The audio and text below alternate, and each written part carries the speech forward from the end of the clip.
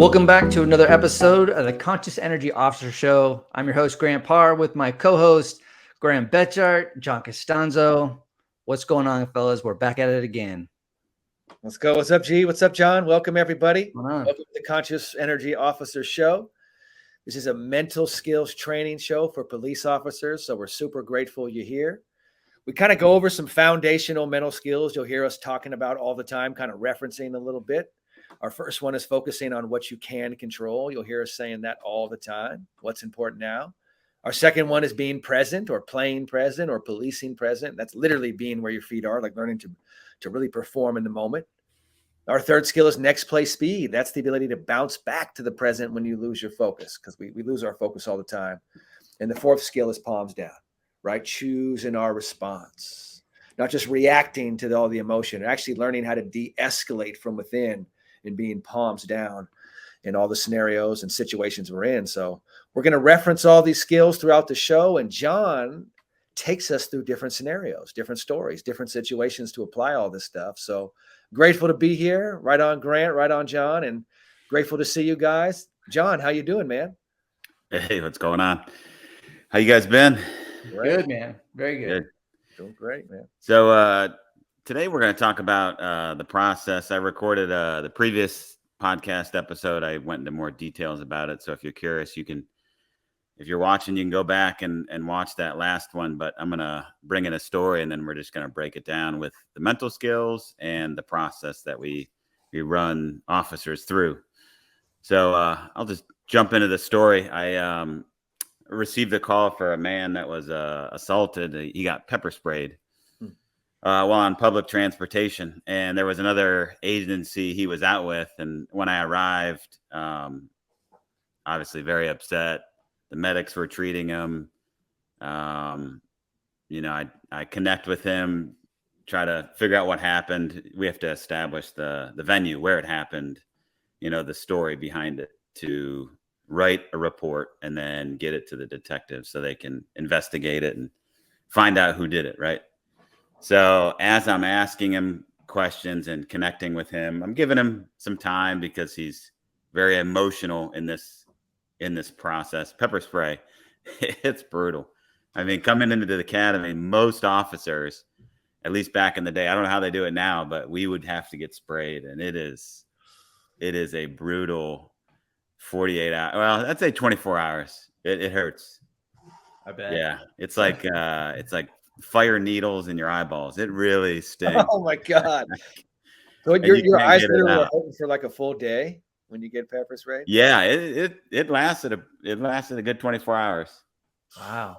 Yeah, and instantly your eyes shut. So, you know, so I felt for the guy, you know, he was upset, and I totally understand. So as I'm asking him questions, he was pretty calm, but he was semi short in his answers, and then out of nowhere he just snapped.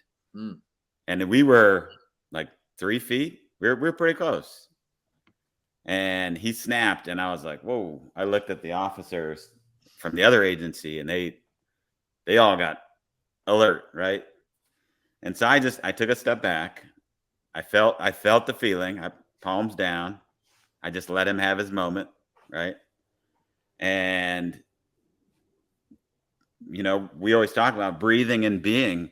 Yeah. That was a challenging moment for me. I got tested there, and I held that space. And I think that's critical in these moments that we talk about, you know, the process, because while you're trying to disarm this person's fear, because you're the cops, right? Cops, you know, you write tickets, people are in trouble.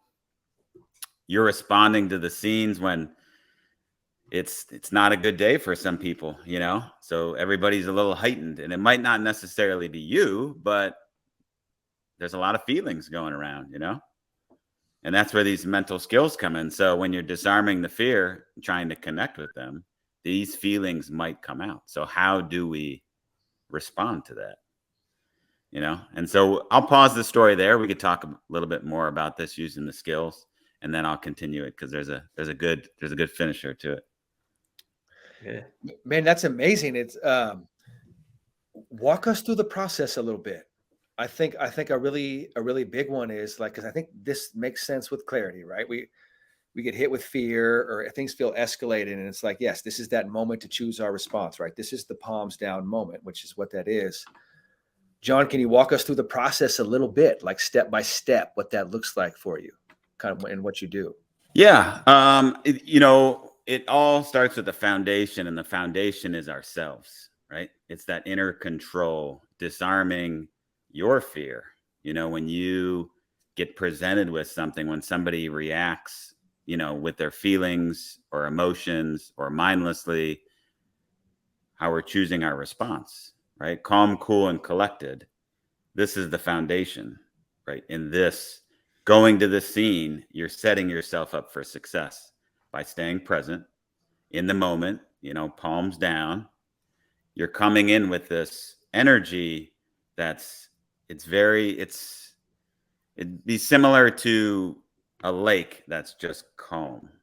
There's a storm going around and the lake is just calm. This is the inner control. So we start there, and then we connect with this person, but we know that they might be in fear. Just like as an officer, if you get pulled over by another officer, naturally we feel this feeling like, oh man, I'm in trouble. You get a little nervous, right? So imagine how the public would feel. They're probably very nervous, at least equally as nervous as you are, right? So we need to disarm their fear. Now, how do we do that? We connect with them, right? We don't try to control them. We connect with them. And there's many ways to connect with somebody, but we're there for a reason, right? So we talk about competitive collaboration, working together, you and them versus the problem. Once you connect, then we go to working on the problem, right? And so we work together. It's not you versus them. It's you and them versus the problem. And then from there, we bridge the gap, right? We keep showing up. No matter what, we see this person again, we keep showing up. We keep connecting with them. We don't just show up when there's a problem. We show up and we have a conversation, and that's really writing your own story. And that's where it comes off to the end of the process. You keep showing up. Now you're rewriting the story. You're writing the story of how police officers are viewed within the community. You're not just showing up when there's a problem. You're connecting with the community, this person, this incident, all of these things. And hey, how you doing today? Simple stuff like that. You're there to serve. So that's the process. Yeah. What I love about that as I'm listening to is, and we've talked about this a lot on previous episodes, for the process to be the process, for the process to work, it all starts with engaging and activating the energy. I think the process doesn't really come alive if you don't activate that energy. And so everything you were saying is about how like you come in and kind of just activate the energy. Yeah, I like that. It's a great process, John. I think just starting with like that inner control, and and another thing, like all of this makes sense when we're sitting here calm. And we've all heard that expression, when you're in your feelings, right? So all of this, of course, changes. Like when your feelings hit, right? That's when the inner control really matters, right? And that's when it counts. And that's that kind of personal responsibility, right? And that's that like knowing, hey, even before the feelings hit, you already know at some point they're going to hit, and I'm going to choose my response when they do. I'm going to disarm myself, or I'm going to calm myself and cool myself. And that's what we call holding space. You've said this a few times, John, early on, holding space. If you can have that inner control with this process during the palms down process, now you're holding space, right? You're creating space. You're leading. I mean, to me, that's what leadership feels like, is taking that responsibility for yourself and then holding that space. And it is pretty cool to watch what happens when you hold that space. Totally. And that's what makes it easier to do this work, is because once you, because the first time you do it, right, of course it's challenging. Once you start to realize what happens on the back end, how positive it is, it gives you that juice, that motivation, that drive to be like, okay, that's why I need to choose my response right now. Even though I'm feeling a lot, feeling fear, feeling like, fight or flight, I'm going to palms down through this whole thing because now I'm going to create space. And so you're thinking more in terms of, let me create space in every situation I'm in. And creating space is that control that we're seeking, right? It's really inner control, but by creating that space, it's you are now the alpha of the situation, which is someone who can harmonize that energy. So just going back to what you're saying, energy, and John, what you're saying, it does start with energy, right? It's the name of our show, Conscious Energy Officer. Right. There's a reason we call it that. There's Right. a reason, Yeah. because that is the bottom line. That's it. Because none of this means anything if you're not doing your energy work, right? You're just going to be reactionary. It's ungenuine. It's not authentic. When you're genuinely doing this, it is very, very powerful, very powerful. And John, you mentioned connection a lot. A big part of this is connection. And I think by holding space and creating space, it allows for connection to happen because you're making that space for connection to be there instead of filling that space up with, I need to have control or whatever it is you're trying to do, which can actually, push someone away to not connect. So creating that space, holding the space, I've noticed that's where that bridge gets gapped. When you can do the inner control on yourself and be palms down, it's, again, going back to that Jedi stuff. It is pretty amazing what can happen after that because you've done that incredible inner work. And creating space is super powerful. I'd say it's hard too, John. Like for me, I know for me, doing this, holding space for an NBA team, holding space during big moments, that's challenging because you feel all the emotions of everyone, but yet you can't react. You're going to choose your response and hold that space. So there's a lot of body language here, right? A lot of like having good, solid body language, not intimidating body language, not scared body language, but that nice, beautiful middle of full presence, fully there. People can read that. So communication is our body language. And I think that's a big part to remember when you're doing this isn't about saying words all the time. Energy isn't necessarily a word. Energy is something that's felt without words, and that's, again, conscious energy officer, right? We're getting to, it's always comes back to that root. The rare of the energy, that's the thing that actually has the biggest impact on the environment that we're in, so John, anything else about the process that you think is important or any kind of blind spots that you notice pop up for you that, while stuff is happening or? I think, well, I'll continue the story and then it'll kind of expose some of those. That's why this story is great because it's probably a couple weeks ago too. So it's still very fresh. So I held that space kind of just to jump off what you were talking about. It's amazing the results that come. We don't focus on the results. We don't try to control. We work on ourselves and our energy, calm, cool, and collected. And it's amazing the results that do come. So this is where we can talk about, pressure is joy, leaning into the discomfort of the unknown. We don't know what's going to happen. We don't know the outcome, right? But when you do this work, the outcomes are beautiful. They're amazing. And it's actually exciting to just hold that space and be present in that moment and just watch what happens when it's real.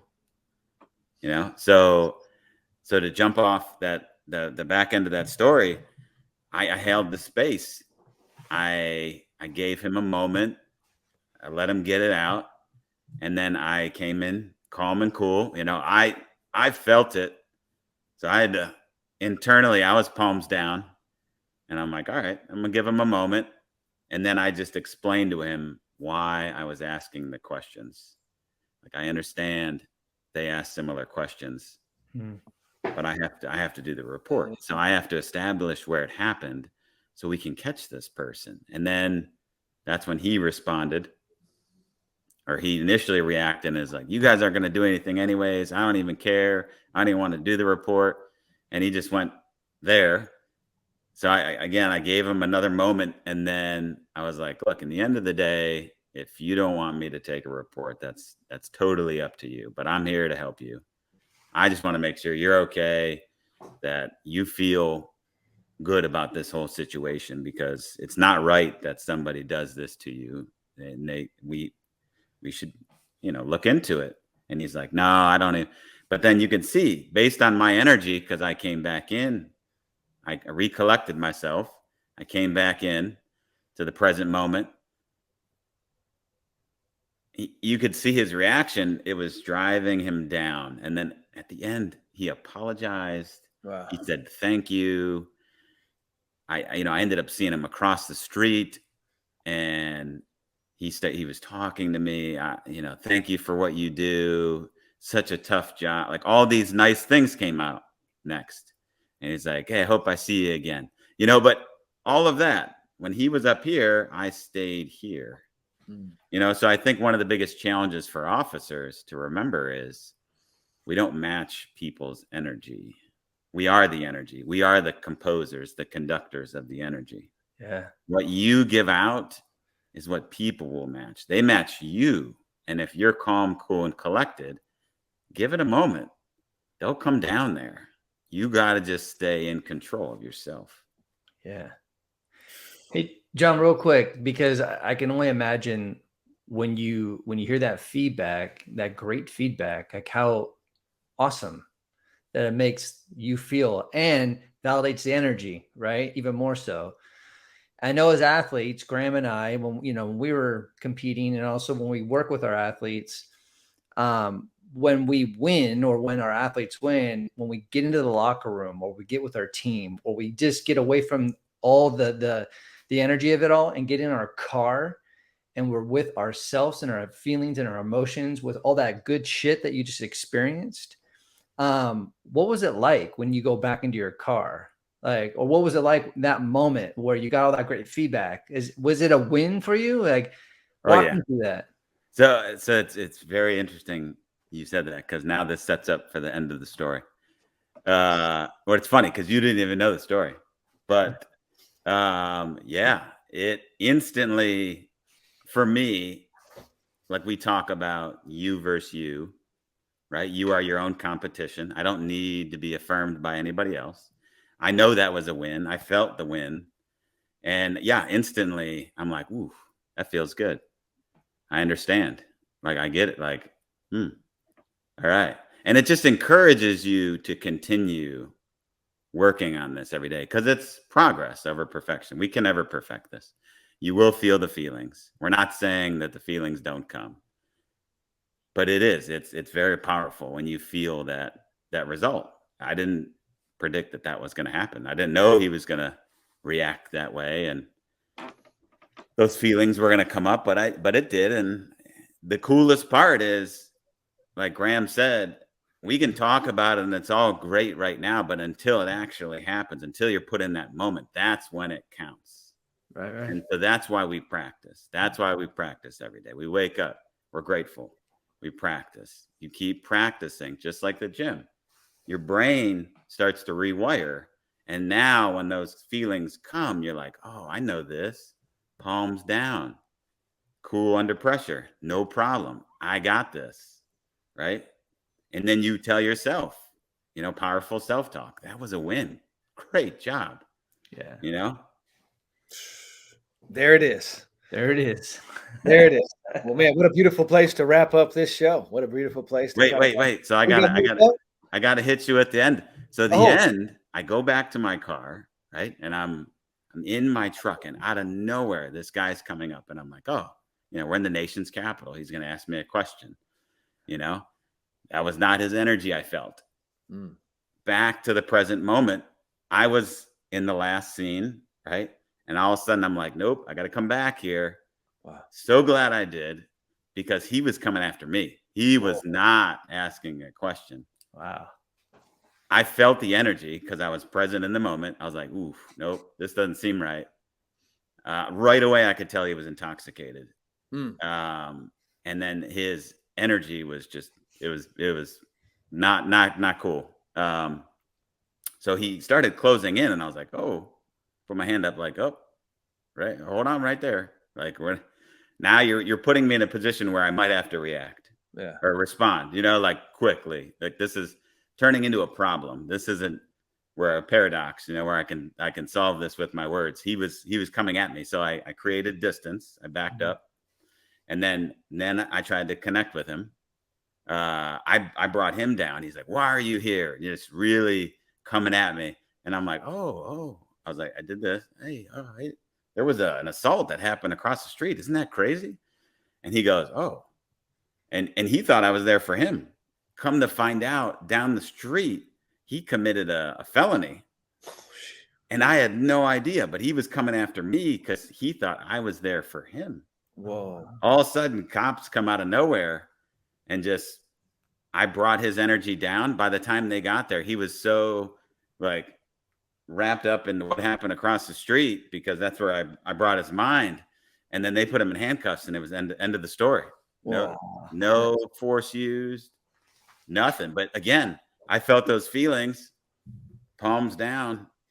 I'm like, whew, I had to come back to the present because I was feeling that win. And I'm like, that's cool. Like we always say, 500-pound weight when you're surfing, you got to let it go. Yeah. I just won, let it go, back to the present. I was in that moment, and here comes I could have got hurt if I wasn't in that present moment, or I could have used force because I would have been put in a situation where I let him get too close. I did not, like, I felt it. I'm like, oh, hold on right there. And then I took a step back. I created the space. Totally. And then all of a sudden I stopped, where I was at, and I gave him a moment. I connected to something else, and then all of a sudden the cops come, put him in handcuffs, and that was it. End of story. Man, great work. It's funny, you're sitting there in a blissful moment, just having done great work. And that's the danger of success too, that sometimes you're in that space and it's like in the present is someone approaching you very aggressively, so way to bounce back, man. That's really good work. And that's not easy to do at all. It was a wild experience. I didn't expect any of that, but it's a very cool short story to share, because this is when you're doing this work, this is the stuff that happens. You feel the win. Yeah. You got to come back to the moment. It doesn't matter. Yes, that was great. When we get home and we're in our home locked in, we can, reflect. But right now, as officers, we need to stay engaged in the moment. Be present. It's not about being safe, because safety is not out of our control. Man, that's amazing. Well said, John. Oh my God, great work. It's awesome. Awesome. Well, why don't we wrap on that note? We'll wrap this show up. So great job, everyone. Remember, these are skills to be practiced. Come check us out. As always, the Conscious Energy Officer Show is for you police officers out there to practice this. Thanks, John. Thanks, Grant. Let's do it again real soon. Have a great week. See ya.